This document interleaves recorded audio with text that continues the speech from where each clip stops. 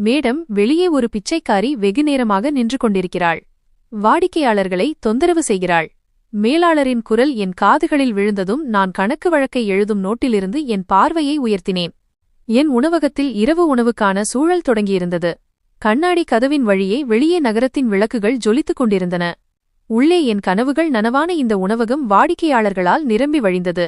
நான் சோர்வாக இருந்த மேலாளரை பார்த்து, அவருக்கு கொஞ்சம் பணமும் சாப்பாடும் கொடுத்து அனுப்பிவிடுங்கள் என்று கூறினேன். மேடம், நான் முயற்சி செய்தேன். ஆனால் அவள் எஜமானியைத்தான் பார்க்க வேண்டும் என்று பிடிவாதமாக இருக்கிறாள். அவள் பார்ப்பதற்கு ஏதோ மனநலம் பாதிக்கப்பட்டவள் போல இருக்கிறாள். நான் ஒரு பெருமூச்சு விட்டேன். இந்த இடத்திற்கு வருவதற்கு நான் இரவும் பகலும் உழைத்திருந்தேன். நடைபாதையில் சமோசா பஜ்ஜி விற்பதிலிருந்து இந்த பிரம்மாண்டமான உணவகத்தின் உரிமையாளர் ஆகும் வரை என் பயணம் முட்களால் நிறைந்ததாக இருந்தது. என் வாசலிலிருந்து யாரும் பசியோடு செல்லக்கூடாது என்று நான் விரும்பினேன். நான் நாற்காலியிலிருந்து எழுந்து நானே கதவை நோக்கி நடந்தேன். வெளியே நடைபாதையில் அழுக்கடைந்த தலைமுடியுடனும் கிழிந்த பழைய ஆடைகளுடனும் ஒரு பெண் நின்று கொண்டிருந்தாள். அவளை பார்த்ததும் இயல்பாகவே எனக்கு பரிதாபம் ஏற்பட்டது. நான் என் பர்சிலிருந்து சில நோட்டுகளை எடுத்து மென்மையாக அவளை நோக்கி நீட்டினேன். இந்த அருங்கள் அம்மா, இதை வைத்துக் கொள்ளுங்கள். உணவும் வாங்கிக் கொள்ளுங்கள். உங்கள் குழந்தைகளுக்கு கொடுங்கள்.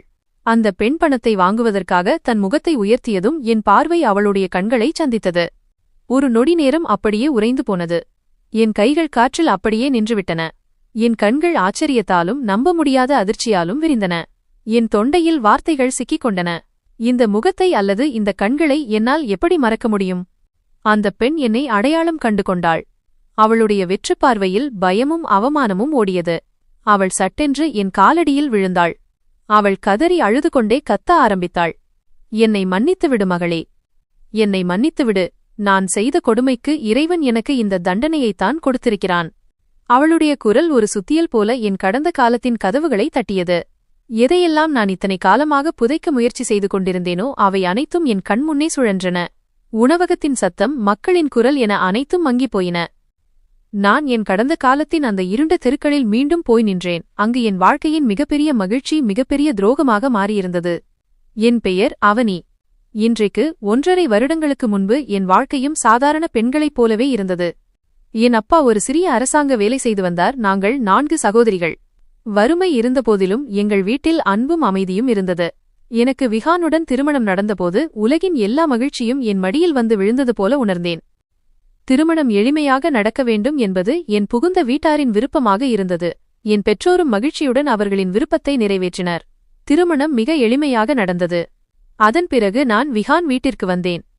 எல்லாம் ஒரு கனவு போல இருந்தது. என் மாமனார் இறந்துவிட்டதால் விஹான் தன் தாய்க்கு ஒரே மகன். நாத்தனார் கொழுந்தனார் என யாரும் இல்லை. நான் மம்மிஜி என்று அழைக்கும் என் மாமியார் எனக்கு தாயின் குறை தெரியாத அளவுக்கு என்மேல் அன்பு காட்டினார்கள். விஹான் என்மீது உயிரையே வைத்திருந்தார். அவருடைய அன்பும் அக்கறையும் நான் தான் உலகின் மிகவும் அதிர்ஷ்டசாலி பெண் என்பதை எனக்கு உணர்த்தியது. எங்கள் வீடு எல்லா வகையிலும் அமைதி நிறைந்ததாக இருந்தது. ஆனால் முதல் நாளிலிருந்தே ஒரு விஷயம் என்னை உறுத்திக் கொண்டே இருந்தது. அது அந்த வீட்டில் இருந்த மாயா, விஹானுடைய அம்மாவின் தோழியின் மகள். அவள் ஒரு விதவை என்றும் இந்த உலகில் அவளுடைய அம்மா, அதாவது என் மாமியாரின் தோழியைத் தவிர அவளுக்கு யாரும் இல்லை என்றும் என்னிடம் சொல்லப்பட்டது. அவளுடைய அம்மாவும் இறந்துவிட்டதால் சிறுவயதிலிருந்தே அவள் இவர்களுடனே தங்கியிருந்தாள்.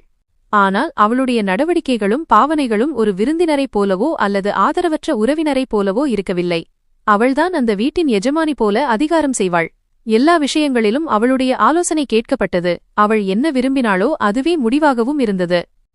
ஒரு நாள் நான் தைரியத்தை வரவழைத்துக் கொண்டு விஹானிடம் கேட்டேன். விஹான், எனக்கு ஒரு விஷயம் புரியவில்லை.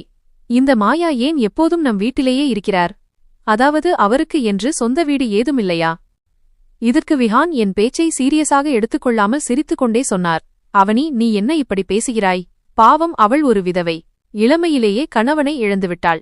அவளுக்கு அம்மாவும் இல்லை. அவள் வேறு எங்கே போவாள்? அவருடைய பதில் விசித்திரமாக இருந்தது. ஆனால் என் மனதிற்கு திருப்தி அளிக்கவில்லை. மாயாவின் இருப்பு நமக்கிடையில் ஒரு கண்ணுக்கு தெரியாத சுவர் போல இருப்பதை நான் பலமுறை உணர்ந்தேன். அவள் எங்கள் தனிப்பட்ட விஷயங்களிலும் தலையிட்டாள். நான் விஹானுக்காக ஏதாவது விசேஷமாக சமைத்தால் உடனே அவள் வந்து அதில் குறை கண்டுபிடிப்பாள். நான் விஹானின் துணிகளை இஸ்திரி செய்ய ஆரம்பித்தால் என் கையில் இருந்து பிடுங்கி அவளே செய்யத் தொடங்குவாள்.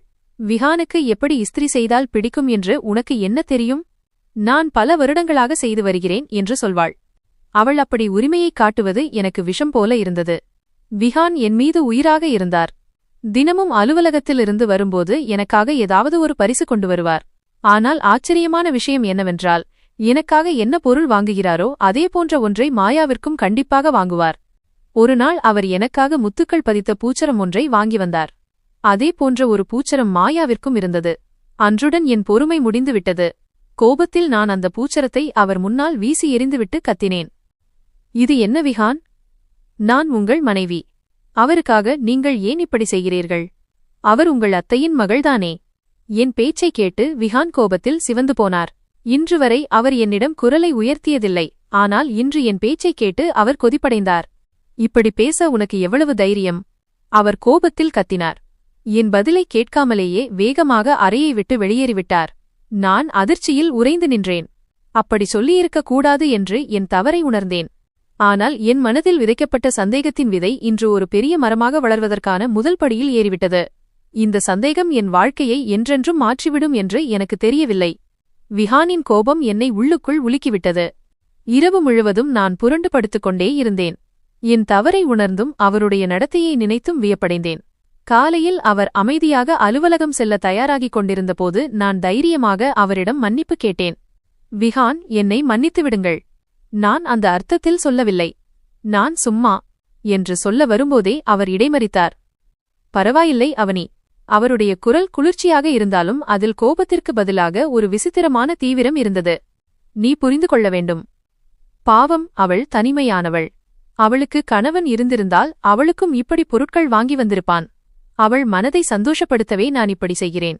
உன் கணவன் இவ்வளவு இரக்க குணம் கொண்டவன் என்று நீ பெருமைப்பட வேண்டும். அவருடைய வார்த்தைகள் மீண்டும் என் மனதில் தாக்கத்தை ஏற்படுத்தின. அவர் அவ்வளவு அழகாக தன் தரப்பு நியாயத்தை சொன்னதால் நான் என்னையே குற்றவாளியாக கருதத் தொடங்கினேன். இவ்வளவு நல்ல இரக்கமுள்ள கணவர் கிடைத்ததற்கு இறைவனுக்கு நன்றி சொன்னேன். இனிமேல் மாயாவின் விஷயத்தில் ஒருபோதும் குறை சொல்ல மாட்டேன் என்று எனக்கு நானே உறுதியளித்தேன். ஆனால் ஒருவேளை என் மௌனமே எனக்கு பெரிய எதிரியாக மாறப்போகிறது என்பது எனக்கு தெரியவில்லை. திருமணம் முடிந்து சுமார் 4 மாதங்கள் கடந்திருந்தன. ஆரம்பத்தில் என்மீது உயிரையே வைத்திருந்த மாமியார் இப்போது 2-3 நாட்களுக்கு ஒருமுறை ஒரே விஷயத்தை பேச ஆரம்பித்தார். மருமகளே, இன்னும் எந்த நல்ல செய்தியும் சொல்லவில்லையே. நான் சிரித்துக்கொண்டே, அத்தை, திருமணமாகி 4 மாதங்கள்தானே ஆகிறது என்பேன். ஆனால் அவர்களின் பதட்டம் அதிகரித்துக் கொண்டே இருந்தது. மருத்துவரிடம் சென்று பரிசோதனை செய்து கொள்ளும்படி என்னை வற்புறுத்தத் தொடங்கினார்கள். நான் விஹானிடம் இது பற்றி பேசியபோது அவரும் தன் அம்மாவிற்குத்தான் ஆதரவு கொடுத்தார். அவனி, அம்மா சொல்வது சரிதான். நான் அவர்களுக்கு ஒரே மகன். பேரக்குழந்தைகளை பார்க்கும் ஆசை அவர்களுக்கு இருக்கிறது. இதில் என்ன தவறு? நீ போய் செக்கப் செய்து கொள். மனதிற்கு திருப்தியாக இருக்கும் என்றார். விஹானின் எண்ணம் எனக்கு விசித்திரமாகவும் வேதனையாகவும் இருந்தது. இருப்பினும் நான் அமைதியாக இருந்தேன். கடைசியில் மாமியாரின் நச்சரிப்பு தாங்க முடியாமல் அவருடன் மருத்துவரிடம் செல்ல சம்மதித்தேன். மருத்துவர் சில சோதனைகளை எழுதிவிட்டு ரிப்போர்ட் 2-3 நாட்களில் கிடைக்கும் என்று கூறினார். உடனே மாமியார், டாக்டர், நீங்கள் கவலைப்பட வேண்டாம், நானே வந்து ரிப்போர்ட்டை வாங்கிக் கொள்கிறேன் என்று அவசரமாக சொன்னார். அவர் அப்படி சொன்னது எனக்கு விசித்திரமாக தோன்றியது. ஆனால் அந்த நேரத்தில் நான் அதை பெரிதாக எடுத்துக்கொள்ளவில்லை. அடுத்த நாட்களை நான் கவலையுடனும் பதட்டத்துடனும் கழித்தேன். என் மனதில் இனம் புரியாத பயம் குடிகொண்டிருந்தது. ரிப்போர்ட்டில் என்ன வருமோ? 2 நாட்களுக்குப் பிறகு விஹான் அலுவலகத்திலிருந்து திரும்பியபோது அவர் கையில் ஒரு உரை இருந்தது. அவர் முகம் வாடியிருந்தது. நான் கேட்பதற்கு முன்பே என் மாமியார் பேசினார். ரிப்போர்ட் வந்துவிட்டது. பயந்தது போலவே நடந்துவிட்டது. விஹான் அந்த ரிப்போர்ட்டை என் முன் மேஜையில் வீசினார். அதை எடுக்கும்போது என் கைகள் நடுங்கின. அதில் நான் ஒருபோதும் தாயாக முடியாது என்று எழுதப்பட்டிருந்தது. என் காலடியில் பூமி நழுவுவது போல இருந்தது. இது எப்படி சாத்தியம்? எனக்கு நம்பிக்கையே இல்லை. என் கண்களிலிருந்து கண்ணீர் வழிந்தது. நான் அதிர்ச்சியிலிருந்து மீள்வதற்குள் என் மாமியார் கூச்சலிட ஆரம்பித்தார். என் தலைவிதி உடைந்துவிட்டது. ஒரே மகனின் வீட்டில் இனி குழந்தையின் அழுகுரல் கேட்காதா? அப்போது மாயா சொன்ன வார்த்தைகள் விஷ அம்பு போல என் நெஞ்சில் பாய்ந்தன. நான் தான் முதலிலேயே சொன்னேனே, இந்த பெண்ணின் காலடி இந்த வீட்டில் ராசியில்லாமல் வந்துள்ளது. விஹானின் வாழ்க்கையை அழித்துவிட்டாள். நான் அழுதுகொண்டே விஹானை பார்த்தேன். அவர் எனக்கு ஆறுதல் சொல்வார், எனக்கு துணையாக இருப்பார் என்று நினைத்தேன். மாயா என்னிடம் எவ்வளவு மோசமாக நடந்து கொள்கிறாள் என்பதை அவரிடம் சொல்ல முயன்றேன். விஹான், மாயாவை இந்த வீட்டை விட்டு போகச் சொல்லுங்கள். என் பேச்சு முடிவதற்குள் மாயா ஒரு வெற்றி புன்னகையுடன் முன்னே வந்து விஹானின் கையை பிடித்துக்கொண்டு சொன்னாள், ஜாக்கிரதை, எனக்கு எதிராக ஒரு வார்த்தை பேசினாரும் நடப்பதே வேறு. நான் வெறும் அவருடைய அத்தையின் மகள் மட்டுமல்ல, அவருக்கு வரப்போகும் மனைவியும் கூட. கண்ணாடியைப் போல அந்த வார்த்தைகள் என் காதுகளில் இறங்கின. நான் பைத்தியம் போல விஹானை பார்த்தேன். விஹான், இவள் என்ன சொல்கிறாள்? இது பொய்தானே? நீங்கள் என்னை விடமாட்டீர்கள்தானே? ஆனால் விஹான் என் கண்களை பார்க்காமல் எந்த குற்ற உணர்ச்சியும் இல்லாமல் தலையசைத்தார். அவருடைய மௌனம் என் ஆன்மாவை காயப்படுத்தியது. ஆமாம், இது உண்மைதான். நான் மாயாவைத்தான் திருமணம் செய்து கொள்ளப் போகிறேன். உன்னால் எனக்கு ஒரு குழந்தையை கொடுக்க முடியாதபோது நான் வேறு வழியைத்தான் பார்க்க வேண்டும். ஏனென்றால் எனக்கு வாரிசு வேண்டும். அந்த சந்தோஷத்தை உன்னால் கொடுக்க முடியாதபோது இந்த வீட்டில் உனக்கு இடமில்லை. இதை சொல்லிக்கொண்டே அவர் என் தோளை பிடித்து பலமாக தள்ளி கதவை நோக்கி இழுத்து சென்றார்.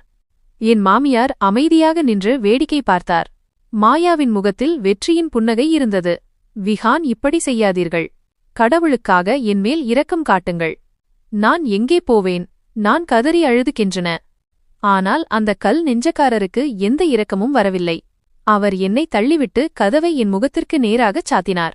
நான் தெருவில் விழுந்து கிடந்தேன். என் காதுகளில் மாயாவின் வார்த்தைகள் ஒலித்துக் கொண்டிருந்தன. இனி உன்னால் அவருக்கு எதையும் கொடுக்க முடியாது. இங்கிருந்து போ. அந்த இரவில் நான் அவருடைய வீட்டிலிருந்து மட்டும் வெளியேற்றப்படவில்லை. என் வாழ்க்கை, என் கனவுகள் மற்றும் என் நம்பிக்கையின் உலகத்திலிருந்தும் தூக்கி எறியப்பட்டேன். என்னால் என் வீட்டிற்கு திரும்பிச் செல்ல முடியாது. அங்கே ஏற்கனவே 3 தங்கைகள் இருக்கிறார்கள். அப்பாவும் இதய நோயாளி. என் நிலையை பார்த்தால் அவருக்கு ஏதாவது ஆகிவிடும். என் முன்னால் இருளைத் தவிர வேறு எதுவும் இல்லை. இந்த இரவு என்னை எந்த விடியலை நோக்கி அழைத்துச் செல்லும் என்று எனக்கு தெரியவில்லை. என் முகத்திற்கு நேராக மூடப்பட்ட கதவு வெறும் மரக்கதவு அல்ல. அது என் மானம், என் கனவுகள், என் நம்பிக்கையின் கல்லறையாக இருந்தது. நான் குளிர்ந்த சாலையில் நடக்கத் தொடங்கினேன். இரவின் குளிர் என் எலும்புகளில் ஊடுருவியது. ஆனால் என் உள்ளே எரிந்து கொண்டிருந்த நெருப்புக்கு முன்னால் அந்த குளிர் ஒன்றுமில்லை. கண்ணீர் வெள்ளம் நிற்பதாக இல்லை. விஹான் எனக்கு கொடுத்த ஒவ்வொரு புன்னகையும் ஒவ்வொரு வார்த்தையும் இப்போது துரோகத்தின் திராவகமாக மாறி என் ஆன்மாவை எரித்துக் கொண்டிருந்தன. சிறிது நேரத்திற்குப் பிறகு தெருவில் 1-2 வீடுகளில் விளக்குகள் எரிந்தன. மக்கள் தங்கள் ஜன்னல்கள் வழியாக எட்டிப் பார்த்தனர். அவர்களின் பார்வையில் பரிதாபத்தை விட வேடிக்கையே அதிகமாக இருந்தது. விஹான் நள்ளிரவில் தன் மனைவியை வீட்டை விட்டு துரத்திவிட்டார் என்ற செய்தி காலையில் முழு தெருவிலும் பரவிவிடும் என்று எனக்கு தெரியும். இந்த அவமானத்தை என்னால் தாங்க முடியாது. தள்ளாடும் கால்களுடன் எழுந்து எந்த இலக்குமில்லாமல் இருண்ட தெருக்களில் நடக்க ஆரம்பித்தேன். எங்கே போவது? யாரிடம் செல்வது? அப்பாவின் முகம் கண்முன் வந்தது. இல்லை, அவர்களின் வலிக்கு நான் காரணமாக இருக்கக்கூடாது. நான் என் கண்ணீரை துடைத்தேன். எனக்குள் தைரியத்தை வரவழைத்துக் கொண்டேன். நகரத்தின் சாலைகளில் அலைந்து திரிந்து விடிந்துவிட்டது. என்னிடம் பணமோ போனோ எந்த துணையோ இல்லை. பசியும் சோர்வும் என்னை வாட்டியெடுத்தன. ஒரு கோவிலின் வெளியே இருந்த குழாயில் தண்ணீர் குடித்தபோது என் உடலில் கொஞ்சம் உயிர் வந்தது. அங்கே ஒரு பெஞ்சில் அமர்ந்திருந்த ஒரு வயதான மூதாட்டி என்னை வெகுநேரமாக பார்த்துக் கொண்டிருந்தார். என் அருகில் வந்து, மகளே, நீ பார்க்க கவலையாக இருக்கிறாய்.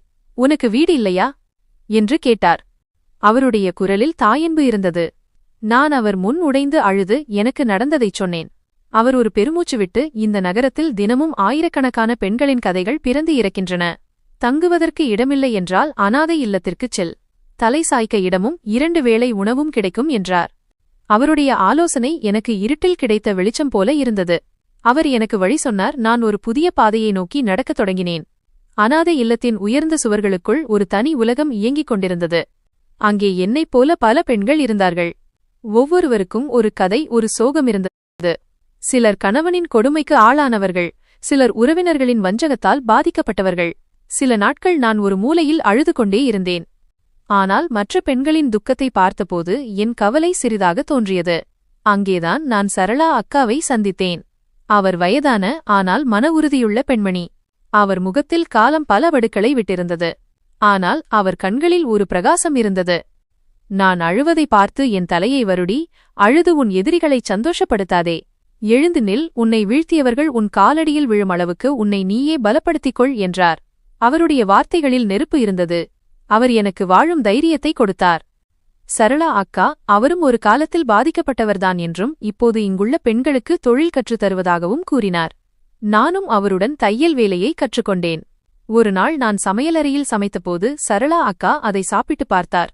உன் கையில் மந்திரம் இருக்கிறது. நீ தையல் வேலையை விட்டுவிட்டு உனக்கு தெரிந்த சமையல் தொழிலை செய் என்றார். அவர்தான் எனக்கு சமோசா பஜ்ஜி கடை போடும் யோசனையை சொன்னார். தன் சேமிப்பிலிருந்து கொஞ்சம் பணமும் கொடுத்தார். அனாதை இல்லத்திற்கு வெளியே ஒரு சிறிய அறையை வாடகைக்கு எடுத்து என் தொழிலை தொடங்கினேன். ஒருநாள் அனாதை இல்லத்தில் டிவியில் செய்திகள் ஓடிக்கொண்டிருந்தன. நான் மற்ற பெண்களுடன் அமர்ந்திருந்தேன். திடீரென்று திரையில் அதே கிளினிக்கின் படம் வந்தது. என்னை என் மாமியார் செக்கப்பிற்கு அழைத்துச் சென்ற அதே கிளினிக். போலி மெடிக்கல் ரிப்போர்ட் தயாரிக்கும் கும்பலை கைது செய்திருப்பதாக செய்தி வாசிப்பாளர் கூறினார். அந்த கும்பலின் தலைவி அந்த கிளினிக்கின் டாக்டர்தான். என் நெஞ்சு படபடவென அடித்துக் கொண்டது. செய்தியில் என் பெயர் வரவில்லை என்றாலும் என் மனதில் சந்தேகமுள் குத்தியது. அப்படியென்றால் என் ரிப்போர்ட்டும் போலியா? இவை அனைத்தும் திட்டமிடப்பட்ட சதியா? இந்த எண்ணம் வந்ததும் எனக்குள் பழிவாங்கும் நெருப்பு பற்றி எரிந்தது. நான் என் சொந்த காலில் நிற்பது மட்டும் போதாது. அந்தச் சதியின் ஆணிவேர் வரை செல்ல வேண்டும். விஹான், மாயா மற்றும் என் மாமியார் செய்த துரோகத்திற்கு தண்டனை வாங்கிக் கொடுக்க வேண்டும். அடுத்த நாளே நான் அனாதை இல்லத்திலிருந்து வெளியேற முடிவு செய்தேன். இப்போது நான் ஒரு ஆதரவற்ற பெண் அல்ல, வெற்றியை மட்டுமல்லாமல் நீதியையும் தேடும் ஒரு பெண். அனாதை இல்லத்தின் வாசலை தாண்டும்போது எனக்குள் பயமும் நம்பிக்கையும் கலந்திருந்தது. சரளா அக்கா கொடுத்த பணம் மற்றும் நான் சேமித்த பணத்தைக் கொண்டு பழைய பஜாரில் ஒரு தள்ளுவண்டியும் சாமான்களும் வாங்கினேன். ஒரு சந்திப்பில் நடைபாதையில் இடம் பார்த்து இறைவனின் பெயரைச் சொல்லி என் தொழிலை தொடங்கினேன். ஆரம்பம் எளிதாக இல்லை. நாள் முழுவதும் வெயிலிலும் தூசிலும் நிற்பது, மக்களின் விசித்திரமான பார்வையை எதிர்கொள்வது, இரவில் தனிமையில் சிறிய அறையில் தூங்குவது என அனைத்தும் கடினமாக இருந்தது. பலமுறை என் தைரியம் உடைந்தது. எல்லாவற்றையும் விட்டுவிட்டு ஓடிவிடலாம் என்று மனம் சொன்னது. ஆனால் என்னை ஏமாற்றியவர்களின் முகம் நினைவுக்கு வரும்போதெல்லாம் நான் மீண்டும் எழுந்து நின்றேன். இப்போது நான் அவர்கள் முன் தலை நிமிர்ந்து நிற்க வேண்டும். விஹான் மற்றும் மாயாவின் சிரித்த முகங்கள் என் கண்முன்னே வரும்போதெல்லாம் எனக்குள் இருந்த பழிவாங்கும் நெருப்பு மீண்டும் பற்றி எரிந்தது. நான் என் முழு கவனத்தையும் என் வேலையில் செலுத்தினேன். என் கைப்பக்குவம் உண்மையில் மிகவும் நன்றாக இருந்தது. மெல்ல மெல்ல என் சமோசா மற்றும் பக்கோடாக்களின் சுவை எல்லா இடங்களிலும் பரவத் தொடங்கியது. வெகு தூரத்திலிருந்தெல்லாம் மக்கள் என் தள்ளுவண்டி கடைக்கு வரத் தொடங்கினார்கள். என் தொழில் நன்றாக நடக்கத் தொடங்கியது. சில மாதங்களிலேயே நான் ஓரளவு பணத்தை சேமித்துவிட்டேன். அதனால் என் வீட்டில் உள்ள பெற்றோரை தொடர்பு கொள்ள முடிந்தது. நான் ஒரு பொது தொலைபேசி நிலையத்திலிருந்து பப்ளிக் போன் பூத் நடுங்கும் கைகளுடன் வீட்டு எண்ணை அழைத்தேன். மறுமுனையில் என் அம்மாவின் குரலை கேட்டதும் நான் அழத் தொடங்கினேன். எனது பொறுமையின் அனைத்து அணைகளும் உடைந்த போதிலும் நான் என்னை சமாளித்துக் கொண்டேன். நான் என் வீட்டில் மிகவும் மகிழ்ச்சியாக இருக்கிறேன் என்று அவர்களிடம் பொய் சொன்னேன். விஹான், நான் யாருடனும் அதிகமாக பழகுவதை விரும்புவதில்லை. அதனால்தான் நான் உங்களை சந்திக்க வர முடியாது, அவரும் உங்களை சந்திக்க வரமாட்டார் என்று கூறினேன். என் பேச்சை கேட்டு அவர்கள் மிகவும் வருத்தப்பட்டார்கள். ஆனால் என் மகிழ்ச்சிக்காக அவர்கள் ஒப்புக்கொண்டார்கள். இந்த பொய்களை சொல்லும்போது என் இதயம் வலிக்கிறது. ஆனால் என் நோய்வாய்ப்பட்ட தந்தையின் உயிருக்காக இது மிகவும் அவசியமாக இருந்தது. இப்போது என் சூழ்நிலை சற்று மேம்பட்டிருந்ததால் தொலைக்காட்சியில் செய்தி பார்த்து உருவான அந்த சந்தேகம் மீண்டும் என் மனதில் எழத் தொடங்கியது. அந்த சதித்திட்டத்தின் உண்மையை நான் அறிய விரும்பினேன். என்னிடம் எந்த ஆதாரமும் இல்லை, எந்த சக்தியும் இல்லை என்பதை நான் அறிந்திருந்தேன். என்னால் காவல்துறையிடமும் செல்ல முடியவில்லை. அதனால் நானே இந்த விவகாரத்தை விசாரிக்க முடிவு செய்தேன். நான் என் தோற்றத்தை மாற்றிக்கொண்டு ஒரு பழைய போர்வையை போர்த்திக் கொண்டு அந்த கிளினிக் இருக்கும் பகுதிக்குச் சென்றேன். ஆனால் என்னால் உள்ளே செல்லும் தைரியத்தை வரவழைக்க முடியவில்லை. வெளியே ஒரு டீக்கடையில் அமர்ந்து கிளினிக்கை கண்காணித்துக் கொண்டிருந்தேன். 2-3 நாட்களாக நான் இதையே செய்தேன். தினமும் அங்கு சென்று மணிக்கணக்கில் அமர்ந்திருப்பேன். நான் மருத்துவ கடைக்காரரிடமும் மற்ற நோயாளிகளிடமும் பேச்சு கொடுத்து டாக்டர் இஷாவை பற்றி தெரிந்து கொள்ள முயன்றேன்.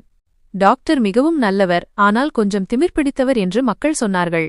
அந்த இடைப்பட்ட நேரத்தில் எனக்கு எந்த முக்கியமான தகவலும் கிடைக்காததால் நான் ஏமாற்றமடையத் தொடங்கினேன்.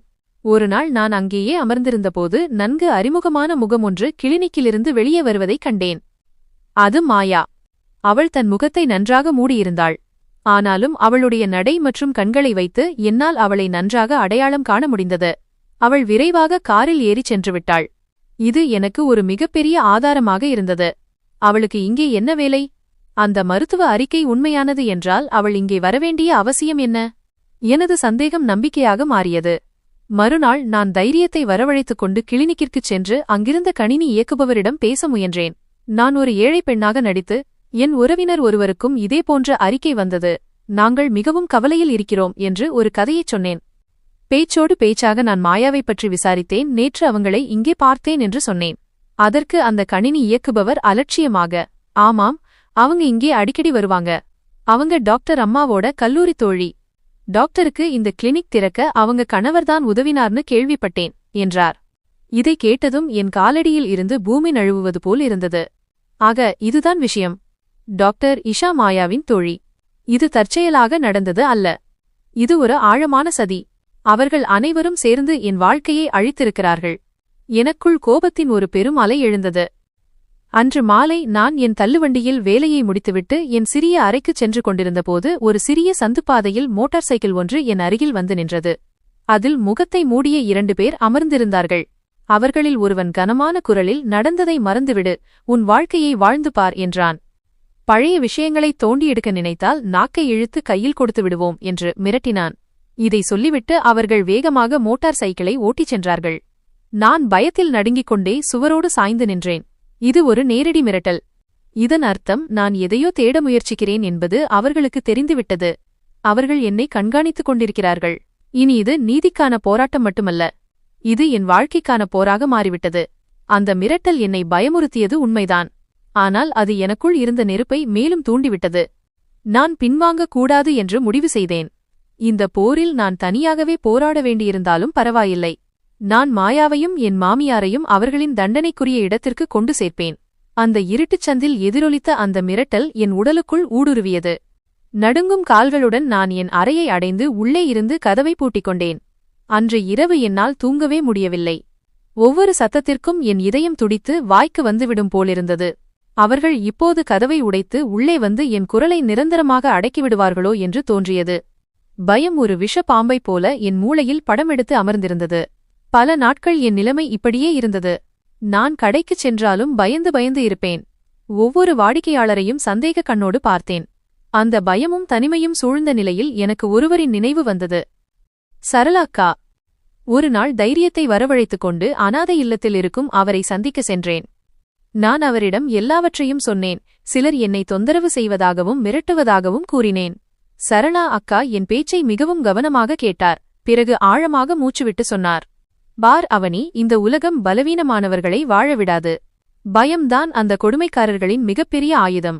நீ பயப்படுவதை நிறுத்தும் நாளில் அவர்கள் தோற்றுவிட்டார்கள் என்று அர்த்தம். நீ தொடங்கியுள்ள போராட்டம் எளிதானது அல்ல. ஆனால் நினைவில் கொள், பின்வாங்கும் பாதை மூடிவிட்டது. பிறகு அவர் எனக்கு அறிவுரை கூறினார், உன் வழியை மாற்று, இலக்கை அல்ல. நீ இன்னும் பலவீனமாக இருக்கிறாய். இப்போது அவர்களுடன் மோத முடியாது. அமைதியாக இரு. உன் வேலையில் கவனம் செலுத்து. உன் வெற்றியின் சத்தம் அவர்களின் காதுகளை கிழிக்க வேண்டும். நீ வலிமை பெற்றால் நீதி தானாகவே உன் கதவை தட்டும். சரளா அக்காவின் வார்த்தைகள் எனக்குள் ஒரு புதிய நம்பிக்கையை ஏற்படுத்தின. என் உள்ளே இருக்கும் புதிய வேகம் மற்றும் அவசரம் எனக்கு ஆபத்தை விளைவிக்கலாம் என்பதை நான் புரிந்து கொண்டேன். நான் சதுரங்கத்தில் ஒரு திறமையான ஆட்டக்காரரைப் போல காய்களை நகர்த்த வேண்டும். நான் என் விசாரணையை அங்கேயே நிறுத்திவிட்டு என் வேலையில் கவனம் செலுத்தத் தொடங்கினேன். எனது நோக்கம் இப்போது என் பெயரை உருவாக்குவது மட்டுமே. நான் நகரத்தின் சிறந்த வழக்கறிஞரிடம் சென்று என் எதிரிகளை நீதிமன்றத்திற்கு இழுத்து வரும் அளவுக்கு பணத்தையும் புகழையும் சம்பாதிக்க வேண்டும். அந்த நாளுக்குப் பிறகு என் வாழ்க்கையில் ஒரு புதிய திருப்பம் ஏற்பட்டது. நான் பகலை பகலாகவும் இரவை இரவாகவும் பார்க்கவில்லை. நான் அதிகாலை 4 மணிக்கு எழுந்து என் பொருட்களை தயார் செய்து இரவு வெகுநேரம் வரை வேலை செய்வேன். என் உழைப்பு பலன் தரத் தொடங்கியது. நடைபாதை தள்ளுவண்டியிலிருந்து ஒரு சிறிய பெட்டிக்கடை வரை நான் முன்னேறினேன். இப்போது என்னிடம் 2 பணியாளர்களும் இருந்தார்கள். நான் என் சிறிய அறையை விட்டுவிட்டு ஒரு சிறந்த பகுதியில் ஒரு சிறிய பிளாட்டை வாடகைக்கு எடுத்தேன். வாழ்க்கை அதன் பாதையில் திரும்பிக் கொண்டிருந்தது. ஆனால் மகிழ்ச்சி என் வாழ்க்கையில் இருப்பதை விதி விரும்பவில்லை போலும். ஒரு மதியம் நான் வாடிக்கையாளர்களை கவனிப்பதில் மும்முரமாக இருந்தபோது வீட்டிலிருந்து போன் வந்தது. அது அண்டை வீட்டாரின் நம்பர். போனை எடுத்ததும் மறுமுனையில் என் தங்கையின் அலறல் சத்தம் கேட்டது. அக்கா. அப்பா. அப்பா இனி இல்லை. இதைக் கேட்டதும் என் கையில் இருந்த போன் கீழே விழுந்தது. யாரோ என் காலடியிலிருந்து பூமியை இழுத்தது போல் இருந்தது. என் எல்லாம், என் ஆதரவு, என் தைரியம், என் அப்பா என்னை விட்டுச் சென்று விட்டார். நான் எப்படி அங்கே போவேன்? என்ன செய்வேன்? எதுவும் புரியவில்லை. நான் உடனே என் வேலையை மூடிவிட்டு கிடைத்த முதல் வண்டியை பிடித்து வீட்டை அடைந்தேன். வீட்டிற்குள் நுழைந்தபோது அங்கே அழுகுரல் கேட்டது. அப்பாவின் உயிரற்ற உடல் வைக்கப்பட்டிருந்தது. என் அம்மாவும் தங்கைகளும் அவரை கட்டிக்கொண்டு அழுது கொண்டிருந்தார்கள். அந்த முழு காட்சியிலும் மிகவும் வேதனையான விஷயம் என்னவென்றால், நான் என் கண்ணீரை கட்டுப்படுத்திக் கொள்ள வேண்டியிருந்தது. எல்லா உறவினர்களும் அங்கே இருந்தார்கள். எல்லார் கண்களும் என் மீதே இருந்தன. விஹான் எங்கே? அவன் ஏன் உன்னுடன் வரவில்லை? எல்லோரும் என்னிடம் இதே கேள்வியை கேட்டார்கள். நான் எல்லோரிடமும் அவர் ஏதோ அவசர வேலையாக ஊருக்கு வெளியே சென்றிருக்கிறார், விரைவில் வந்துவிடுவார் என்று பொய்யான ஆறுதல் கூறிக்கொண்டிருந்தேன். என் அப்பாவின் இறப்பு துயரத்தை விட என் பொய்யை காப்பாற்றும் துயரம் என்னை தின்று கொண்டிருந்தது. அப்பாவின் இறுதிச் சடங்குகளுக்குப் பிறகு எல்லோரும் சென்றதும் வீட்டின் அமைதி என்னை கொல்ல வந்தது. என் அம்மா உயிருள்ள பிணமாகிவிட்டார். அவருடைய நிலையை பார்த்து நான் துடித்தேன். இந்த துக்க நேரத்தில் என் கணவனின் தோள் எனக்கு மிகவும் தேவைப்பட்டது. ஆனால் நான் முற்றிலும் தனிமையில் இருந்தேன். இரவில் நான் என் அம்மாவின் அருகில் படுத்தபோது அவர் என் கையை பிடித்துக்கொண்டு விம்மத் தொடங்கினார். அவருடைய கண்கள் என் முகத்தையே பார்த்து கொண்டிருந்தன. திடீரென்று அவர், அவனி, உண்மையைச் சொல் மகளே, ஒரு சுமங்கலியின் கண்களில் இருக்க வேண்டிய மகிழ்ச்சி உன் கண்களில் தெரியவில்லையே. விஹான் எங்கே? அவன் உன்னுடன் வரவும் இல்லை, இறுதிச் சடங்கிலும் காணவில்லை என்றார். அவருடைய கேள்விகள் என் பொறுமையின் கடைசி அணையையும் உடைத்து எறிந்தன. நான் அவர் மார்பில் சாய்ந்து தேம்பித் தேம்பி அழத் தொடங்கினேன். அன்று இரவு இத்தனை காலமாக நான் மறைத்து வைத்திருந்த எல்லாவற்றையும் என் அம்மாவிடம் சொல்லிவிட்டேன். அன்று இரவு எனக்கும் என் அம்மாவுக்கும் இடையில் கண்ணீர் மற்றும் விம்மல்களைத் தவிர வேறு எதுவும் இல்லை. நான் பேசிக்கொண்டே இருந்தேன், அவர் கேட்டுக்கொண்டே இருந்தார். விஹான் மற்றும் மாயாவின் உண்மை, என் மாமியாரின் கொடுமைகள், போலியான மருத்துவ அறிக்கை மற்றும் என்னை வீட்டை விட்டு துரத்தியதுவரை அனைத்தையும் நான் சொன்னேன். நான் துயரத்தில் சோர்ந்து போனேன். அவர்கள் தங்கள் மகளை இவ்வளவு ஆசையாக திருமணம் செய்து அனுப்பிய அந்த மனிதர்கள் இவ்வளவு மோசமானவர்கள் என்பதை நம்புவது அவருக்கு கடினமாக இருந்தது. அவருடைய வருத்தமும் கோபமும் நியாயமானவை. ஆனால் அதன் பிறகு அவர் காட்டிய தைரியம் என்னை ஆச்சரியப்படுத்தியது. விடியற்காலையில் அவர் தன் கண்ணீரை துடைத்துக் கொண்டார். அவர் என் கையை பிடித்துக்கொண்டு, நீ என் மகள் அல்ல, என் மகன். நீ சொன்னதற்குப் பிறகு இனி நீ தனியாக இருக்க மாட்டாய். நான் உன்னுடன் வருவேன் என்றார். அங்கே என் வாழ்க்கை மிகவும் கடினமானது என்று நான் எவ்வளவோ எடுத்துச் சொன்னேன். ஆனால் அவர் கேட்கவில்லை. அப்பா போன பிறகு அவர் இந்த வீட்டில் தனியாக இருக்க விரும்பவில்லை. நான் என் அம்மா மற்றும் 3 தங்கைகளின் பொறுப்பை ஏற்றுக்கொண்டு மீண்டும் என் வாடகை பிளாட்டிற்கு வந்தேன். இது என் வாழ்க்கையின் மிக கடினமான காலகட்டம். இப்போது நான் என்னை மட்டுமல்ல, என் முழு குடும்பத்தையும் காப்பாற்ற வேண்டியிருந்தது. என் அம்மாவின் துணை எனக்கு மிகப்பெரிய பலமாக அமைந்தது. அவர் சமையலறையை கவனித்துக் கொள்ள நான் மற்ற விஷயங்களை பார்த்துக் கொண்டேன். நாங்கள் இருவரும் சேர்ந்து இரவும் பகலும் உழைத்தோம். என் உணவகத்தின் வெற்றி இப்போது வானத்தை தொட்டுக்கொண்டிருந்தது. நான் பணத்தை சேமித்து ஒரு சாலையில் பழைய கடையை வாங்கினேன். அதை ஒரு பிரம்மாண்டமான உணவகமாக மாற்றும் வேலையை தொடங்கினேன். இதற்கிடையில் நான் என் மிகப்பெரிய பொறுப்பை நிறைவேற்றினேன். என் 3 தங்கைகளுக்கும் நல்ல இடங்களில் திருமணம் செய்து வைத்தேன். 3வது தங்கையின் திருமணத்தின்போது என் அம்மா என்னை அருகில் அமர வைத்து, அவனி, இறைவனுக்கு நன்றி, நீ உன் பொறுப்பை நிறைவேற்றிவிட்டாய். இனி உன்னை பற்றி யோசி என்றார். அந்த கொடூரமானவனிடம் விவாகரத்து பெற்று உன் புதிய வாழ்க்கையை தொடங்கு என்றார். அவர் என் நன்மைக்காகத்தான் சொல்கிறார் என்று எனக்கு தெரியும். ஆனால் என் காயங்கள் இன்னும் பசுமையாக இருந்தன. அம்மா, நான் விஹானிடம் பிச்சைக்காரியைப் போல விவாகரத்து கேட்கப் போக மாட்டேன் என்று அவருக்கு புரிய வைத்தேன். அவன் என் மீது பொய்யான பழி சுமத்தி என்னை வீட்டை விட்டு துரத்தினான். என் மானத்தின் மீது கேள்வி எழுப்பினான். நான் அவனிடம் விவாகரத்து கேட்க மாட்டேன், நீதியைத்தான் கேட்பேன். நான் அவனையும் அவன் குடும்பத்தாரையும் நீதிமன்றத்திற்கு இழுத்து வருவேன். எல்லோருக்கும் முன்னால் அவர்களின் உண்மையான முகத்தை காட்டுவேன். ஆனால் அதற்கு நான் இன்னும் வலிமை பெற வேண்டியிருந்தது. இப்போது நேரம் வந்துவிட்டது. என் உணவகம் திறக்கப்பட உள்ளது. அதுதான் என் முதல் வேலையாக இருக்கும். சில மாதங்களிலேயே என் உணவகம் நகரத்தின் பிரபலமான உணவகங்களில் ஒன்றாக மாறியது. என் வெற்றி கதை செய்தித்தாள்களில் வரத் தொடங்கியது. நான் இப்போது வெறும் அவனி அல்ல, நான் அவனி மேடம். எல்லாம் சரியாக நடந்து கொண்டிருந்தது. ஆனால் விதிக்கு என் நிம்மதி பிடிக்கவில்லை போலும். என் உணவகத்திற்கு ஒரு நபர் அடிக்கடி வரத் தொடங்கினார். அவர் பார்ப்பதற்கு 35 வயது மதிக்கத்தக்க அழகான ஒரு மனிதர். அவர் பெயர் அர்ஹந்த். அவர் எப்போதும் தனியாக வருவார், சாப்பிடுவார், போகும்போது என் உழைப்பை பாராட்டுவார். அவருடைய நடத்தையில் ஒரு கண்ணியம் இருந்தது, அது எனக்கு பிடித்திருந்தது. என் அம்மாவும் அவரை பலமுறை பார்த்தார். நானும் அவரை பற்றி யோசிக்க வேண்டுமென்று அவர் விரும்பினார். ஒரு மாலை அவர் பில் கட்டும்போது என்னிடம் பேசினார். அவனி மேடம், உங்கள் வெற்றி உண்மையிலேயே பாராட்டுக்குரியது. எனக்கு விஹானை தெரியும். அவர்களின் ஜவுளி ஆலையுடன் எங்கள் நிறுவனத்திற்கு தொடர்பு இருக்கிறது. அவர் உண்மையிலேயே ஒரு துரதிர்ஷ்டசாலி, உங்களைப் போன்ற ஒரு வைரத்தை இழந்துவிட்டார் என்று அவர் கூறினார். அவர் வாயிலிருந்து விஹானின் பெயரை கேட்டதும் என் காலடியிலிருந்து பூமி நழுவியது. என் முகத்தின் நிறம் மாறியது. நான் என்னை சமாளித்துக் கொண்டு, உங்களுக்கு எப்படி அவரை தெரியும்? இதெல்லாம் உங்களுக்கு எப்படி தெரியும் என்று கேட்டேன். அவர் ஒரு மர்மமான புன்னகையுடன், சில விஷயங்கள் காற்றிலேயே பயணம் செய்யும் என்றார். இதைச் சொல்லிவிட்டு அவர் சென்றுவிட்டார். நான் என் இடத்தில் அதிர்ச்சியில் உறைந்து நின்றேன். இந்த மனிதர் யார்? இவர் உண்மையிலேயே என் நலன் விரும்பியா? அல்லது விஹான் மற்றும் மாயா என்னை உளவு பார்க்க இவரை அனுப்பினார்களா? என் வெற்றியின் செய்தி அவர்களை சென்றடைந்து விட்டதா? அந்த ஒரு சந்திப்பு என் மனதில் 1000 கேள்விகளை எழுப்பியது. நான் எங்கு வந்து சேர்ந்தேனோ அங்கே ஒரு புதிய புயல் கதவை தட்டுவது போல் உணர்ந்தேன். அர்ஹந்த் சென்ற பிறகு நான் வெகுநேரம் சிலையைப் போல நின்றிருந்தேன். அவருடைய கடைசி வார்த்தையான சில விஷயங்கள் காற்றிலேயே பயணம் செய்யும் என்பது என் காதுகளில் ஒலித்துக் கொண்டே இருந்தது. இது ஒரு பரிதாபம் அல்ல, இது ஒரு மிரட்டல். என் கடந்த காலம் என்னை விட்டு விலகவில்லை என்பதை நினைவூட்டும் ஒரு செயல். அந்த தருணத்தில் என் நிம்மதியான வாழ்க்கையில் மீண்டும் பயம் தோன்றத் தொடங்கியது. அர்ஹந்த் உணவகத்திற்கு வருவது தொடர்ந்தது. ஆனால் இப்போது அவருடைய நடத்தையில் விசித்திரமான மாற்றம் இருந்தது. அவர் இன்னும் கண்ணியமாகத்தான் இருந்தார். ஆனால் அவருடைய கண்கள் எப்போதும் என்னை எடை போட்டுக் கொண்டே இருந்தன. அவர் என் தொழிலைப் பற்றி கேள்விகள் கேட்பார். என் வெற்றி கதையை கேட்க விரும்புவார். அவர் என் வார்த்தைகளை விட என் கண்களில் மறைந்திருக்கும் பயத்தை படிக்க முயற்சிப்பது போல் எனக்கு தோன்றியது. அவருடைய இருப்பு எனக்கு ஒரு தொல்லையாக மாறியது. என் அம்மா என் நிலையை புரிந்து கொண்டார். ஒரு நாள் அவர் என்னிடம், அந்த ஆள் காரணமாக நீ கவலையாக இருக்கிறாய் என்று எனக்கு தெரியும். இது உன்னை தொந்தரவு செய்தால் நீ போலீசில் புகார் செய் என்றார். நான் பெருமூச்சு விட்டேன். அம்மா, இதற்கு போலீஸ் என்ன நடவடிக்கை எடுக்கும்? அவர் எதுவும் சொல்லவில்லை. எதுவும் செய்யவில்லை. இது மிகவும் ஆழமான ஒரு சதி. நானே இதை கண்டுபிடிக்க வேண்டும். நான் ஒரு முடிவை எடுத்தேன். நான் இனியும் அந்த பயத்தின் நிழலில் வாழமாட்டேன். சில காலத்திற்கு முன்பு நினைத்துக்கூட பார்க்க முடியாத ஒரு காரியத்தை நான் செய்தேன். நான் என் உழைப்பின் சேமிப்பை பயன்படுத்தினேன். நான் நகரத்தில் உள்ள ஒரு சிறிய தனியார் துப்பறியும் நிறுவனத்தை பிரைவேட் இன்வெஸ்டிகேஷன் கம்பெனி தொடர்பு கொண்டு அர்ஹந்தின் புகைப்படத்தை காட்டி அவரை பற்றிய விவரங்களை சேகரிக்கும் பணியை ஒப்படைத்தேன்.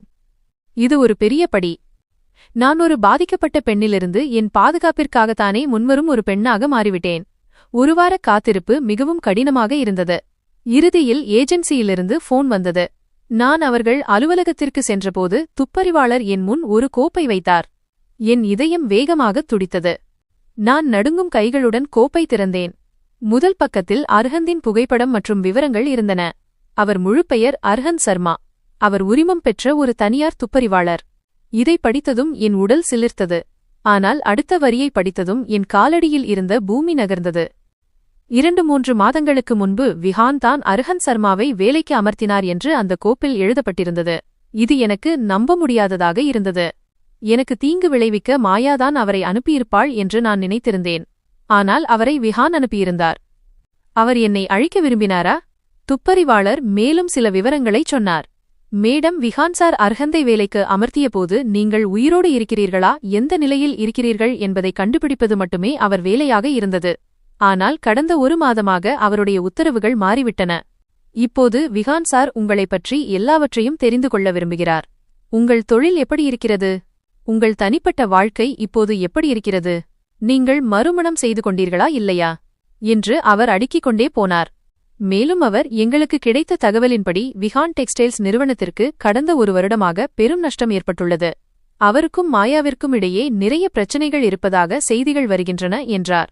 ஒவ்வொரு வார்த்தையும் எனக்கு ஒரு புதிய குண்டுவெடிப்பாக இருந்தது. ஆக இதுதான் உண்மையான கதை. விஹானின் வாழ்க்கையில் ஒரு பெரிய புயல் வீசியது. மாயாவுடன் அவனது வாழ்க்கை நரகமாக மாறியிருந்தது. ஆனால் அவன் ஏன் என்னை தேடிக்கொண்டிருந்தான்? அவனுக்கு தன் செயல்களுக்காக வருத்தம் ஏற்பட்டதா? அல்லது இதுவும் ஒரு புதிய ஏமாற்று வேலையா? என் மனதில் ஆயிரக்கணக்கான கேள்விகள் சுழன்றன. இந்த நாடகத்தை முடிக்க வேண்டுமென்று நான் முடிவு செய்தேன். நான் இனி அமைதியாக இருக்க மாட்டேன். அந்த மனிதனை நேருக்கு நேர் எதிர்கொள்வேன் என்று உறுதி பூண்டேன். அன்று இரவு அரிஹந்த் உணவகத்திற்கு வந்து தன் உணவை சாப்பிட்டு முடித்தான். நான் நேரடியாக அவன் மேஜைக்குச் சென்றேன். மிஸ்டர் அரிஹந்த், நான் உங்களிடம் அவசரமாக பேச வேண்டும். உணவகம் மூடிய பிறகு நீங்கள் சில நிமிடங்கள் காத்திருக்க முடியுமா என்று கேட்டேன். என் குரலில் இருந்த தீவிரத்தன்மையும் அழுத்தமும் அவனை மறுக்கவிடாமல் செய்தது. அவன் கண்களில் முதல் முறையாக கவலையின் சாயலைக் கண்டேன். இரவு நண்பகல் 12 மணிக்கு கடைசி ஊழியரும் சென்றுவிட்டார். நான் உணவகத்தின் கதவை உள்ளே பூட்டினேன். மெல்லிய வெளிச்சத்தில் நாங்கள் இருவரும் எதிரெதிரே அமர்ந்திருந்தோம். விவரிக்க முடியாத ஒரு இறுக்கம் அங்கு நிலவியது. நான் ஆழ்ந்த மூச்சுவிட்டேன். என் தைரியத்தையெல்லாம் ஒன்று திரட்டி அவன் கண்களை நேராக பார்த்துச் சொன்னேன், மிஸ்டர் அரிஹந்த் சர்மா, இல்லை. நான் உங்களை பிரைவேட் இன்வெஸ்டிகேட்டர், துப்பறிவாளர் என்று அழைக்க வேண்டும். இப்போது இந்த நடிப்பை நிறுத்திவிட்டு விஹான் ஏன் என்னை வேவு பார்க்கச் சொன்னான் என்று உண்மையைச் சொல்லுங்கள். நான் இதைச் சொன்னதும் அவன் முகத்தில் ஈயாடவில்லை. அவன் முகமூடி கழன்று அந்த இடத்தில் அதிர்ச்சி குடிகொண்டது. என் வாயிலிருந்து அவன் வேலையும் உண்மையான அடையாளமும் வெளியாவதை கேட்டது அரிஹந்திற்கு ஒரு குண்டு வெடித்தது போல் இருந்தது. அவன் முகம் தட்டையானது. சில நொடிகள் அவன் பேச்சற்று அமர்ந்திருந்தான். பிறகு ஒரு நீண்ட பெருமூச்சு விட்டான். தன்னை சுதாரித்துக் கொண்டு, உங்களுக்கு எப்படி தெரியும் என்று கேட்டான். எனக்கு எப்படி தெரியும் என்பது முக்கியமல்ல, நீங்கள் ஏன் இங்கே இருக்கிறீர்கள் என்பதுதான் முக்கியம் என்றேன். என் குரலில் இப்போது பயம் துளியும் இல்லை. உண்மையை அறியும் தாகம் மட்டுமே இருந்தது. இனி பொய் சொல்லி பயனில்லை என்று அரிஹந்த் புரிந்து கொண்டான். அவன் கூறினான், பாருங்கள் அவனிமேடம், என் வாடிக்கையாளரின் விவரங்களை சொல்ல முடியாது. இது என் தொழில் தர்மத்திற்கு எதிரானது. அவன் பேச்சைக் கேட்டு நான் கசப்புடன் சிரித்தேன். ஒரு முஸ்லிம் பெண்ணின் வாழ்க்கையை எட்டிப் பார்ப்பதும் அவளை வேவு பார்ப்பதும் உங்கள் தர்மமா அந்த தலையீடு என் வாழ்க்கையை அழித்தது. அவன் ஏன் மீண்டும் என் வாழ்க்கையில் வரத் துடிக்கிறான், ஏன் தலையிடுகிறான் என்பதை அறிய எனக்கு முழு உரிமை உண்டு. உண்மையைச் சொல்லாவிட்டால் நாளை காலையில் போலீசில் உங்கள் மீது ஹராஸ்மெண்ட் புகார் கொடுப்பேன் என்று மிரட்டினேன். என் மிரட்டல் வேலை செய்தது. ஒரு வெற்றிகரமான பெண் தொழிலதிபரின் புகார் தன் லைசென்ஸை பறித்துவிடும் என்று அவனுக்கு தெரியும். அவன் தோல்வியை ஒப்புக்கொண்டான். சரி, எனக்கு தெரிந்ததைச் சொல்கிறேன் என்றான். அவன் சொன்ன கதை ஒரு சினிமா படக்கதை போல இருந்தது. என்னை வீட்டை விட்டு துரத்திய பிறகு மாயா வீட்டின் முழு கட்டுப்பாட்டையும் தன் கையில் எடுத்துக்கொண்டாளாம். ஆனால் எந்த குழந்தைக்காக இந்த நாடகம் நடந்ததோ அந்த குழந்தை பிறக்கவே இல்லை. 1 வருடம் கடந்தது. 2ஆம் வருடமும் வந்தது. மாயாவுக்கு குழந்தை பிறக்கவில்லை. அவள் ஒவ்வொரு முறையும் சாக்குப்போக்கு சொல்லி விஹானை தவிர்த்தாள். கடைசியில் விஹான் கட்டாயப்படுத்தி டெஸ்ட் செய்தபோது மாயாவால் தாயாகவே முடியாது என்ற உண்மை தெரியவந்தது. இந்த உண்மை விஹான் தலையில் இடிபோல விழுந்தது. தனக்கு எவ்வளவு பெரிய துரோகம் இழைக்கப்பட்டது என்பதை அவன் முதல் முறையாக உணர்ந்தான். இதற்கிடையில் என்னை கொடுமைப்படுத்திய என் மாமியாரின் மனசாட்சி அவருக்கு உண்மையை உணர்த்தத் தொடங்கியிருந்தது. ஒருநாள் அவருக்கும் மாயாவுக்கும் பெரிய சண்டை நடந்தது. அவர் விஹானிடம் எல்லா உண்மைகளையும் சொல்லிவிட்டார். என் மருத்துவ அறிக்கைகள் போலியானவை என்றும் எல்லாம் மாயாவின் வற்புறுத்தலால் நடந்தவை என்றும் கூறினார். இதை அறிந்ததும் விஹானுக்கும் மாயாவுக்கும் இடையே பூகம்பம் வெடித்தது. விஹான் ஏற்கனவே என்னை சட்டப்படி விவாகரத்து செய்துவிட்டு மாயாவை திருமணம் செய்திருந்தான். இது மாயாவின் சதி என்று தெரிந்ததும் அவளை விட்டுவிலக 1 நிமிடம் கூட அவன் தாமதிக்கவில்லை. ஆனால் மாயா அவனை மிரட்டினாள். அப்படி செய்தால் அவனது தொழிலுக்கு பெரிய நஷ்டத்தை ஏற்படுத்துவாள் என்றும் அவனது பல சொத்துக்கள் அவள் பெயரில் இருப்பதாகவும் மிரட்டினாள். அன்றிலிருந்து அவர்கள் உறவு ஒரு நரகமாக மாறியது. விஹான் இப்போது குற்ற உணர்ச்சியிலும் வருத்தத்திலும் வெந்து கொண்டிருக்கிறான். அவன் உங்களை தேடி கண்டுபிடிக்கவே என்னை நியமித்தான். ஏனென்றால் அவன் உங்களிடம் மன்னிப்பு கேட்க விரும்புகிறான். உங்கள் மன்னிப்பு கிடைத்தால் மட்டுமே இந்த பிரச்சனையிலிருந்து விடுபட முடியும் என்று நம்புகிறான். நான் அமைதியாக எல்லாவற்றையும் கேட்டுக்கொண்டிருந்தேன். விஹான் மீது எனக்கு சிறிதும் இரக்கம் வரவில்லை. இது கர்மாவின் பலன். அது அவனிடமே திரும்பியிருக்கிறது. இயற்கை நீதி வழங்கிக் கொண்டிருந்தது. அரிஹந்த் கேட்டான், இப்போது என்ன செய்யப் போகிறீர்கள்? நீங்கள் இருக்கும் இடத்தை அவனிடம் சொல்லவா? நான் ஒரு கணம் யோசித்து முடிவு செய்தேன். வேண்டாம் என்று உறுதியாகச் சொன்னேன். அவனிடம் எதுவும் சொல்லாதே. அவன் மூட்டிய தீயில் அவனே எரியட்டும். அவனுக்கும் எனக்கும் எந்த சம்பந்தமும் இல்லை. உங்கள் வேலை முடிந்தது. இது உங்கள் கட்டணம். பணக்கட்டை அவன் முன் வைத்துப் போகச் சொன்னேன். அரிஹந்த் சென்றதும் என் நெஞ்சிலிருந்து பெரிய பாரம் இறங்கியது. அன்று இரவு நான் நிம்மதியாக தூங்கினேன். என் எதிரிகள் தங்கள் அழிவை நோக்கி தாங்களே சென்று கொண்டிருந்தனர். அடுத்த வாரமே நான் நகரின் பெரிய வக்கீலை சந்தித்தேன். விஹான், மாயா, என் மாமியார் மற்றும் டாக்டர் ஈஷா மீது மோசடி வழக்கு தொடர தயாரானேன். சில வாரங்கள் கடந்தன. வாழ்க்கை மீண்டும் இயல்பு நிலைக்கு திரும்பியது. நான் என் எதிர்கால திட்டங்களில் மும்முரமாக இருந்தேன். என் கடந்த காலம் இப்போது மூடப்பட்ட ஒரு புத்தகம் போல இருந்தது. ஒரு நாள் இரவு என் உணவகத்தில் கூட்டம் அதிகமாக இருந்தது. அப்போது என் மேனேஜர் வந்து, மேடம், வெளியே ஒரு பிச்சைக்காரி வெகு நேரமாக நிற்கிறாள். வாடிக்கையாளர்களை தொந்தரவு செய்கிறாள். முதலாளி அம்மாவை பார்க்க வேண்டும் என்கிறாள் என்றார். நான் களைப்பான புன்னகையுடன் அவரை பார்த்தேன். என் மனம் மிகவும் அமைதியாக இருந்தது. நானே சென்று உதவ நினைத்தேன். கல்லாவில் இருந்து கொஞ்சம் பணம் எடுத்துக்கொண்டு வெளியே சென்றேன். கதவை திறந்ததும் நடைபாதையில் அழுக்கு துணியுடனும் கலைந்த தலைமுடியுடனும் நின்றிருந்த அவள் என் கண்ணில் பட்டாள். அவள் நம்பிக்கையுடன் என்னை பார்த்தாள். ஒரு கணம் நேரம் உறைந்து போனது. என் கைகள் காற்றில் அப்படியே நின்றன. என் கண்கள் அதிர்ச்சியில் விரிந்தன. அந்த முகம், அந்த கண்கள், அது என் மாமியார். கதை மீண்டும் தொடங்கிய இடத்துக்கே வந்திருந்தது. நான் புதைத்த கடந்த காலம் இன்று பிச்சைக்காரி வடிவில் என் முன் நின்றது. ஒரு பொய்யான ரிப்போர்ட்டை நம்பி என்னை நடுராத்திரியில் வீட்டை விட்டு துரத்திய அதே பெண் இன்று என் கருணையை எதிர்பார்த்து பிச்சைக்காரியாக நின்றார். நேரமும் சூழ்நிலையும் எப்படி எல்லாவற்றையும் மாற்றிவிட்டது. எனக்குள் கோபம், துக்கம், ஆச்சரியம் என பல உணர்வுகள் பொங்கின. செக்யூரிட்டிகள் அவளை விரட்ட வந்தபோது நான் கையசைத்து தடுத்தேன். என் மாமியார் என்னை அடையாளம் கண்டதும் அவர் கண்களில் கண்ணீர் வழிந்தது. அவர் கண்களில் நம்ப முடியாத பார்வை, ஆச்சரியம் மற்றும் பயம் ஓடியது. என் உடலில் உயிரே இல்லாதது போல் இருந்தது. அவர் திடீரென்று என் கால்களில் விழுந்து கதறி அழுதார். என்னை மன்னித்துவிடு மகளே. நான் உனக்கு கொடுமை செய்தேன். என் பாவம் என்னை எப்படி தண்டித்திருக்கிறது என்று பார். அவர் அழுகை விம்மலாக மாறியது. இந்த நிலையில் அவரை அங்கே விட என் மனம் ஒப்பவில்லை. மேனேஜரிடம் கடையை பார்த்து கொள்ளச் சொல்லிவிட்டு மாமியாரை தாங்கி பிடித்தேன். மாமி, இங்கே வேடிக்கை வேண்டாம். உள்ளே என் அலுவலகத்திற்கு வாருங்கள், பேசலாம் என்றேன். மாமி என்ற வார்த்தையை கேட்டதும் அவர் அதிர்ந்து பார்த்தார். அவர் கண்களில் கண்ணீர் வெள்ளமாக பெருகியது. அவரை அலுவலகத்திற்கு அழைத்துச் சென்று நாற்காலியில் அமர வைத்து தண்ணீர் கொடுத்தேன். கொஞ்சம் தேறியதும் நடுக்கத்துடன் உண்மையைச் சொல்லத் தொடங்கினார். அரிஹந்த் சொன்ன கதையில் விடுபட்ட பகுதிகள் அவை. மகளே, நீ என்னை மன்னிக்க மாட்டாய் என்று தெரியும். ஆனால் உண்மையை சொல்ல விரும்புகிறேன் என்று தேம்பிக்கொண்டே சொன்னார். மாயா எனக்கும் விஹானுக்கும் எதிராக தொடர்ந்து பேசினாள். உங்களைப் பற்றி தவறாகச் சொன்னாள். உன்னை மருத்துவரிடம் அழைத்துச் சென்ற அன்று. அவர் பெருமூச்சு விட்டார். அன்று மாயா என்னை மிரட்டினாள். போலி ரிப்போர்ட் தயாரிக்காவிட்டால் விஷம் குடித்து சாவேன் என்றும் அதற்கு நான்தான் காரணம் என்றும் கடிதம் எழுதுவேன் என்றாள். நான் பயந்துவிட்டேன். ஒரு பக்கம் என் மகனின் வாழ்க்கை, மறுபக்கம் மாயாவின் பழி. நான் தவறான வழியை தேர்ந்தெடுத்து உன் வாழ்க்கையை அழித்தேன் என்று கூறினார். ஆனால் உன்னை துரத்திய பிறகு என் மனசாட்சி என்னை ஒரு கணம் கூட நிம்மதியாக இருக்கவிடவில்லை. இரவில் தூங்க முடியாது. உன் அழுமுகம் என் கண் முன் வரும். ஒரு நாள் பொறுக்க முடியாமல் விஹானிடம் உண்மையைச் சொன்னேன். அன்று வீட்டில் பூகம்பமே வந்தது. விஹான் மாயாவை கேட்டபோது அவள் மறுத்துவிட்டாள். நான் வயதான காலத்தில் பைத்தியம் பிடித்துவிட்டேன் என்றும் அவள் வாழ்க்கையை அழிக்கப் பார்க்கிறேன் என்றும் என் மீதே பழி போட்டாள். விஹானை எனக்கு எதிராக திருப்பிவிட்டாள். கடைசியில் விஹான் என்னையே வீட்டை விட்டு துரத்திவிட்டான். விஹான் அமைதியாக வேடிக்கை பார்த்தான். எந்த மகனுக்காக ஒரு அப்பாவியின் வாழ்க்கையை அழித்தேனோ அதே மகன் என்னை வீட்டை விட்டு துரத்தினான். இதைச் சொல்லும்போது அவர் கதறி அழுதார். அன்றிலிருந்து நான் தெருவில் அலைகிறேன். இது என் பாவம் செய்த சம்பளம். முழு கதையையும் கேட்டதும் என் மனதில் இருந்த வெறுப்பு மறைந்து பரிதாபமும் வருத்தமும் மேலோங்கியது. அவர் ஒரு கொடூரமான வில்லி அல்ல, சூழ்நிலையால் பலவீனமான ஒரு முட்டாள் பெண். இப்போது என் முன் ஒரு தேர்வு இருந்தது. அவரை மீண்டும் தெருவுக்கே அனுப்பலாம். அவர் செய்த பாவத்திற்கு தண்டனை அனுபவிக்கட்டும் என்று விடலாம். அல்லது என் மனிதாபிமானம் சொல்வதை கேட்கலாம். நான் கடவுளுக்கு பயந்தேன். இன்று நான் பழிவாங்கினால் அவருக்கும் எனக்கும் என்ன வித்தியாசம்? நான் என் அம்மாவுக்கு போன் செய்து நடந்ததைச் சொன்னேன். பிறகு நாற்காலியிலிருந்து எழுந்து என் மாமியாரின் கையை பிடித்தேன். அவர் பயந்து என்னை பார்த்தார். இனி நீங்கள் தெருவில் இருக்க வேண்டாம். என்னுடன் என் வீட்டுக்கு வாருங்கள் என்றேன். என் வார்த்தைகளைக் கேட்டு அவர் கண்களில் தெரிந்த நிம்மதியை நான் மறக்க முடியாது. என்னிடமிருந்து என் வீட்டை பறித்தவருக்கு நான் அடைக்கலம் கொடுத்தேன். பழிவாங்குவதற்கு பதிலாக அவருக்கு இடம் கொடுக்கும் வழியை தேர்ந்தெடுத்தேன். நாங்கள் வீட்டுக்குச் சென்றபோது என் அம்மா வாசலில் நின்றார். என் மாமியாரை பார்த்த அம்மா என் முகத்தை பார்த்தார். அவர் கண்களில் புகார் இல்லை, தன் மகளின் முடிவை குறித்து பெருமை இருந்தது. நாங்கள் இருவரும் அவரை உள்ளே அழைத்துச் சென்றோம். நாங்கள் அவரை குளிப்பாட்டி நல்ல உடை கொடுத்து உணவு ஊட்டினோம். ஒரு காலத்தில் தன் வீட்டின் ராணி போல வாழ்ந்தவர் இன்று வெட்கத்துடன் தலைகுனிந்து சாப்பிட்டார். இது எனக்கு உலகிலேயே மிகப்பெரிய வெற்றியாக தோன்றியது.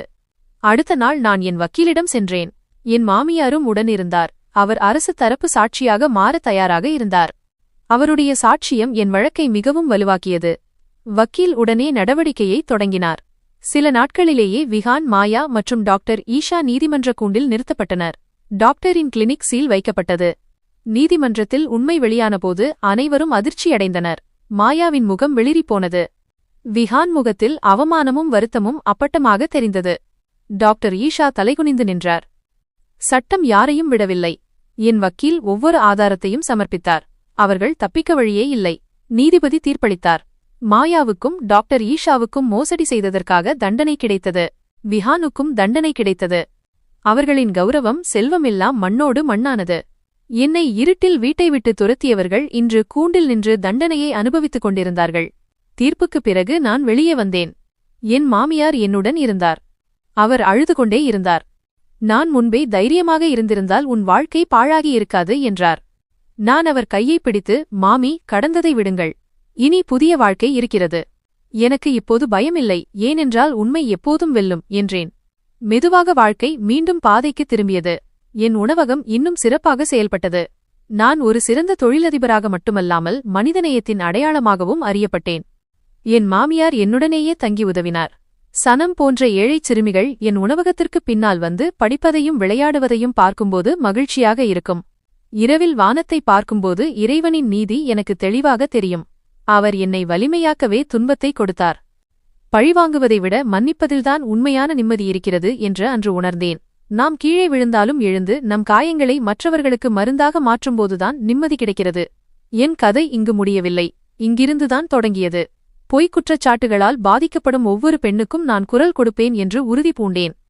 பழிவாங்காமல் நீதியையும் மனிதநேயத்தையும் தேர்ந்தெடுத்ததே என் உண்மையான வெற்றி. அவனியாகிய நான் சொல்வது இதுதான்: உங்களுக்கு அநீதி இழைக்கப்பட்டால் அமைதியாக இருக்காதீர்கள். மௌனம் மிகப்பெரிய பலவீனம். நானும் முதலில் எல்லாம் மாறும் என்று நினைத்து அமைதியாக இருந்தேன். மக்கள் மாறுவார்கள், சூழல் மாறும் என்று நினைத்தேன். ஆனால் உண்மை என்னவென்றால் சூழல் தானாக மாறாது. நாம் தான் துணிந்து நிற்க வேண்டும்.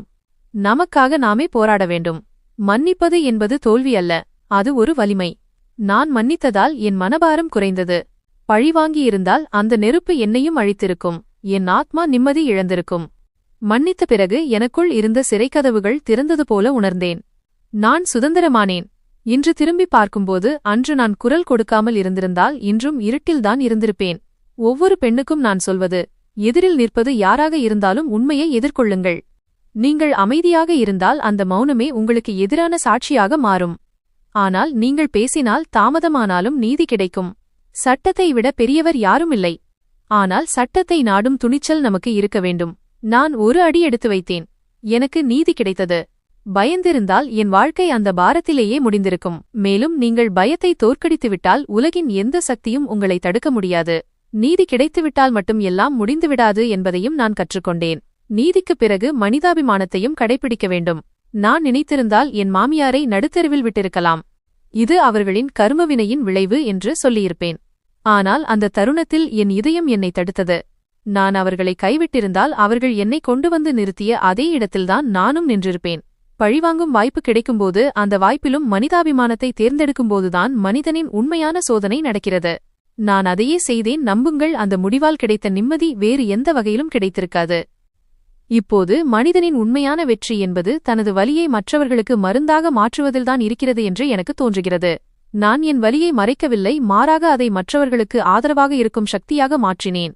அப்பாவித்தனமாக இருந்தும் சூழ்நிலையின் தாக்குதலை தாங்கும் குழந்தைகளுக்கு உதவ ஆரம்பித்தேன். அந்த குழந்தைகளின் முகத்தில் சிரிப்பை பார்க்கும்போது என் கஷ்டங்கள் அனைத்தும் இப்போது பயனுள்ளதாகிவிட்டன என்று தோன்றுகிறது. எனவே எனது பாடம் என்னவென்றால், ஒருபோதும் அமைதியாக இருக்காதீர்கள். உண்மையை பேசுங்கள், தைரியமாக இருங்கள், நீதியுடன் மனிதாபிமானத்தையும் கடைபிடியுங்கள். பழிவாங்குவதால் வெறுப்பு மட்டுமே பரவுகிறது. ஆனால் நீதி மற்றும் கருணையால் ஒரு புதிய ஆரம்பம் உண்டாகிறது. உண்மை தாமதமானாலும் நிச்சயமாக வெல்லும் என்பதை நான் என் வாழ்க்கையிலிருந்து கற்றுக்கொண்டேன்.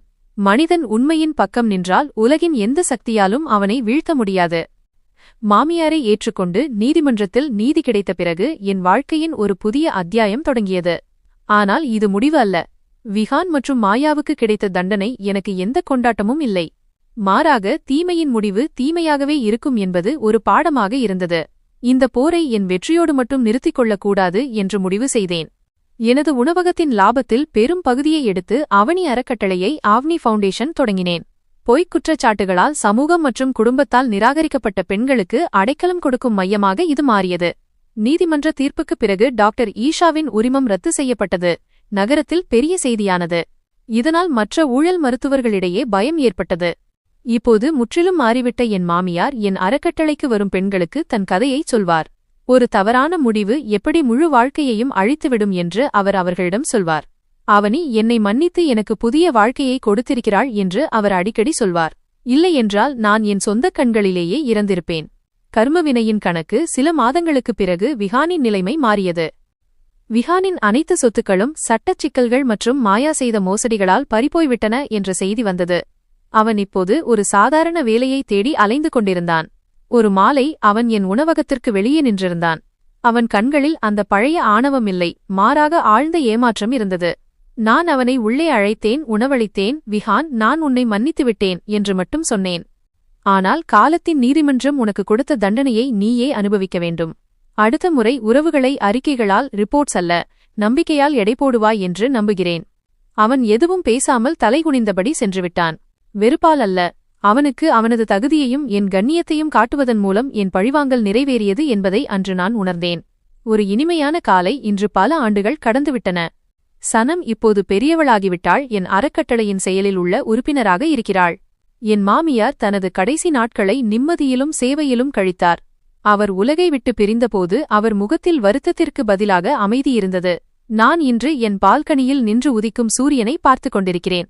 பொய்யின் ஆயுள் குறைவு என்பதை என் கதை எனக்கு கற்றுக் கொடுத்தது.